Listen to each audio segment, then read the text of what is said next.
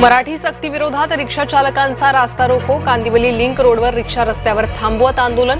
Link रोडवर गेल्या 20 मिनिटांपासून वाहतूक कोंडी. संजय राऊतांचं मंत्री प्रताप सरनाईकांना पत्र. रॅपिडोमुळे रिक्षा चालकांच्या रोजगारावर संकट. राऊतांचा दावा. राष्ट्रवादी शरद पवार गटाची 29 ऑगस्टला मुंबईत बैठक. राष्ट्रवादीच्या संभाव्य विलीनीकरणावर चर्चेची शक्यता. अजित पवार गटाकडून संभ्रम कायम. आज महायुतीच्या समन्वय समितीची बैठक. दुपारी 2 वाजता कॅबिनेटची बैठकही होणार. समन्वय बैठकीनंतर स्नेहभोजनही होणार.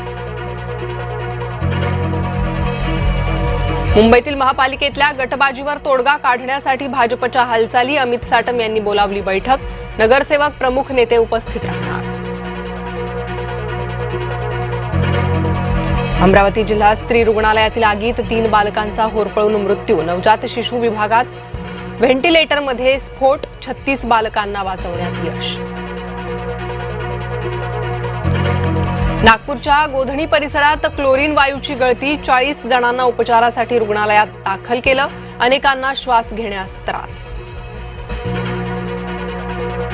कोचिंग क्लासेसवर कडक निर्बंध आणण्याची तयारी. दिवसाला 5 तासांची मर्यादा. शुल्कवाढीसही लगाम बसवण्याची तयारी. राज्यातील 9 जिल्ह्यात उद्यापासून ऑनलाईन खत विक्री. पहिल्या टप्प्यात नाशिक, अहिल्यानगर, लातूर आणि वाशिम जिल्ह्याचा समावेश. अनुदानित खत ऑनलाईन वितरित होणार.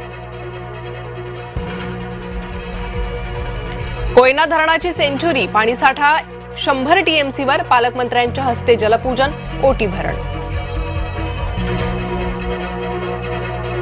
सुट्ट खाद्यतेल विक्री बंदी विरोधात व्यापारी आक्रमक. नाशिकमधील व्यापाऱ्यांचा आंदोलनाचा इशारा. तुकाराम मुंढेंच्या निर्णयाला न्यायालयात आव्हान देणार. सोलापूरचा विडी उद्योग तेलंगणात स्थलांतरित करण्याचा कारखानदारांचा इशारा. वेतनवाढ लागू केल्यास 1 सप्टेंबरपासून विडी कारखाने बेमुदत बंद ठेवण्याचा इशारा. रायगड जिल्ह्यातल्या गरमाळ धनगरवाडीत रस्ताच नाही. बाळंतिणीसह नवजात बाळाला झोळीतून आणलं. विहिरीत पडलेल्या हरणाला सुखरूप बाहेर काढलं. नांदेडच्या निळेगव्हाण येथील घटना. युवकाच्या तत्परतेमुळे हरणाचा जीव वाचला. पीएनजी उपलब्ध असल्यास घराचा एलपीजी पुरवठा बंद. जिल्हानिहाय यंत्रणा उभारण्याचे केंद्र सरकारचे निर्देश.